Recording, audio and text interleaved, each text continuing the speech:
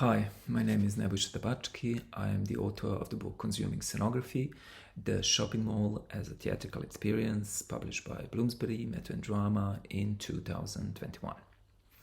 I will use this video to give you a few background information about the book, before all, why I have written it and what was my aim with it. Few information about me. I hold degrees in architecture, stage and production design, and a PhD in art and culture history from the University of the Arts in Berlin. I have emigrated to Germany 22 years ago. I left my country of origin, Serbia, illegally during the Kosovo conflict as a conscientious objector. And eventually, after gaining German citizenship, created conditions to embark into such an adventure as writing a book that asks for excessive traveling. Or for the purpose of this book, I have traveled to Australia, South and Southeast Asia many times, Gulf region many times, South Africa, South America, North America, and of course many European countries. The concrete shape of the book started to gain its outlines 5 years ago when I presented the topic at the annual conference of International Federation for Theatre Research in Stockholm. After the presentation, I was offered to publish a book on the topic in the edition Performance and Design that started some 10 years ago with the book Expanded Scenography, which I was part of contributing with a chapter on contemporary spectacle. What has started as a purely academic project, strangely enough, fleshed out something very personal to me due to my migrational background, and this is belonging to a place through scenography. The place I'm talking about is a place constructed in the cross-section of an artistic discipline such as scenography and the marketing demands of liberal capitalism. The phenomenon of belonging to a place that doesn't really exist, and it's so vividly present at the same time, is in its core theatrical and performative, and very important to be discussed, especially in the times we live in, the times of excessive migration due to political reasons. Another thing is that I didn't want to write another boring academic book that won't be read by practitioners. I also didn't want to use a language, a classical academic language, that by default creates a barrier. I wanted to write a book that will be read by both practitioners and theoreticians of scenography.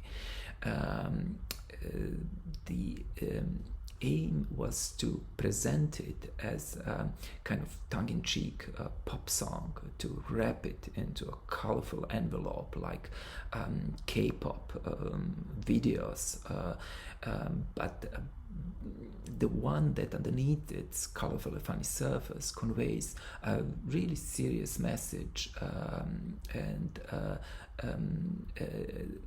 without loss of depth, based on a really complex and interdisciplinary research done so far on the topic of themed places and themed scenography so far. The book is divided symbolically into 7 chapters.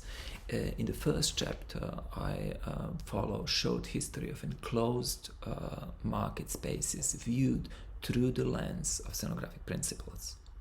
In the second chapter, I dive into the creation of corporate identity and the introduction of theatricality and performativity as a part of experience economy. In the third chapter, I present 4 case studies that are 4 theme malls in Thailand, Dubai, Doha, and Johannesburg as a result of dissemination of the themed influences created in the North America after the Second World War. In the fourth chapter, I discuss the classical scenographic techniques based on a distance and the process of their involvement into a more intimate seduction through bodily contact and digital imagery and the use of technology for this purpose. In the fifth chapter, I explore the controversial issue of freedom, which comes up on many occasions in the theoretical discussions on the consumerism and shopping mall theme places as well. And I discuss this topic in the spaces that are constructed as a commodity, that are meticulously planned, organized, and controlled. In the sixth chapter, I look critically into the current scenographic approach to theme design, breaking down the traditional antagonism between scenography and architecture, and pointing out the need for a mutual understanding and collaboration. In the seventh chapter, I summarize all my findings from the previous chapters, pointing out the use of the importance to use the scenographic knowledge gathered through centuries in order to better understand scenographic ideological context within a system, and so making the change possible. I oppose a common misconception of scenographic architecture that is usually seen as descriptive and external. I argue that by discouraging its theatricality and performativity, we are missing a chance to go beyond what meets the eye. In doing so, what we are achieving is to better understand the notion of belonging. I mentioned at the very beginning that scenography as intervention with place can provide. Thank you.